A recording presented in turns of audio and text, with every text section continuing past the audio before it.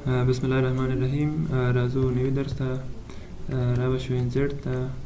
په انزرت کې به اول د شپس برخه تشریح کوم ځکه چې د معلومات په نور برخو کې ډېر زیات راځي. راځو شپس ته. په شپس کې تاسو کولی شئ چې کوم شکل چې مو خوښوي هماغه ځان لپاره جوړ کړئ. زه راځم زړه انتخابوم.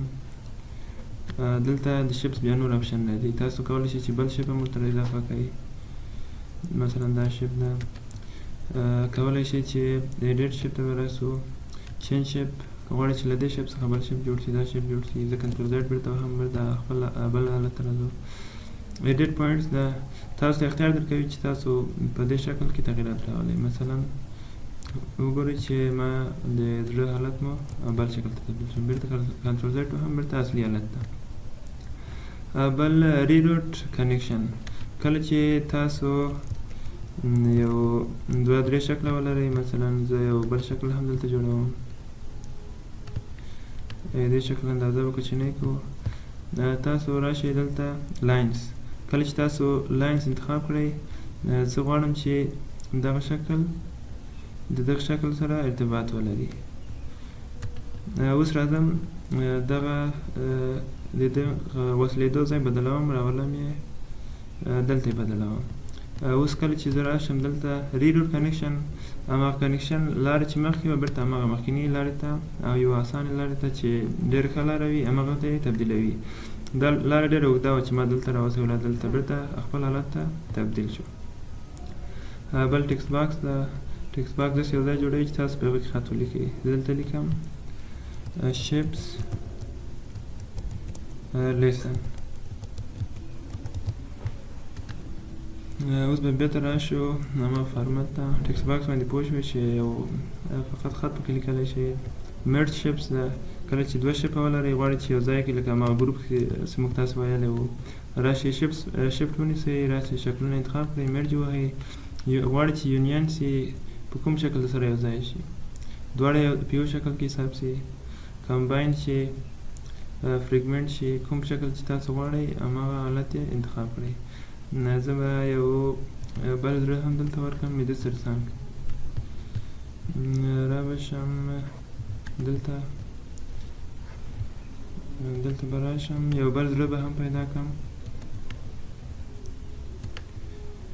دلته به یو بل زړه هم رسم کړم. میده رنګ به داسې حالت بدل کړم. اوس غواړم چې دا دواړه یو بل سره ځای کړم. تاسو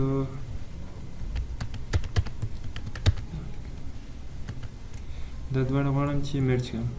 تاسو راشئ، اوس به وینئ چې دا څرنګه یو ځای کېږي. تاسو وینئ دا د یو ځای کېدو حالتونه دي چې دواړه یو ځای شي، تقاطع ولري، نه ولري، کوم رقم چې تاسو غواړئ هماغه رقم دا یو ځای.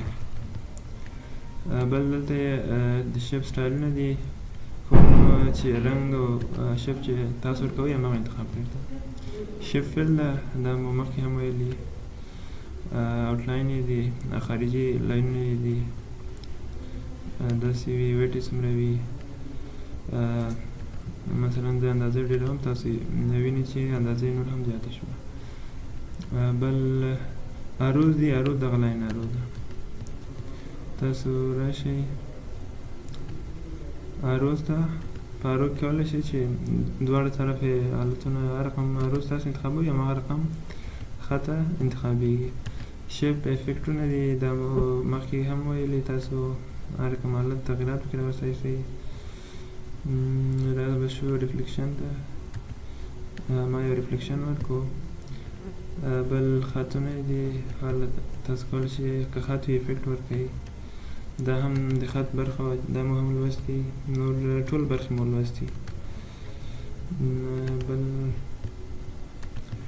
دلته د آیډراپر برخه وه. تاسو راشئ، مثلا زه دلته رنګ ورکړم، فیل ته راشئ، آیډراپر ده، تاسو دلته کلیک وکړئ، هماغه رنګ دلته راوړئ. بل په ټیبل کې یو برخه پاته هغه هم تشریح کوم، نور درس هم دوره بس. په ټیبل کې یو ډرا ټیبل ده، تاسو خپله ټیبل رسم کوئ. بیا څه شی وکړئ، راشئ لیاوټ ته، انزرت په واسطه باندې بیا تاسو کولی شئ چې رو او کالمونه څه شی چې ضرورت یې هماغه اضافه کړئ. زه راځم د ټیبل اندازه کوچنۍ کوم، کله چې انزرټ ابو لا څه شي انتخابوم په دې په واسطه باندې زه کولی شم چې یو ټیبل جوړ کړم. بل په انزرټ کې د ټیبل برخه کې اکسل سپریډ ده. تاسو غواړئ چې د اکسل ټیبل راواخلئ او خپل پاور پوینټ سلایډ ته وروي. د دې څخه یې اندازه انتخاب کړئ. دلته خط ولیکئ، مثلا نیم ده، ایج ده، کوم معلومات چې تاسو وي همغه ولیکئ، بیرته کلیک وکړئ. تاسو وینئ چې همغه ټیبل دلته راغی. بیا د ټیبل اصلي موضوعګانې به ټول په اکسل کې لولو. اوس همدومره به درس بس ده. لا توجه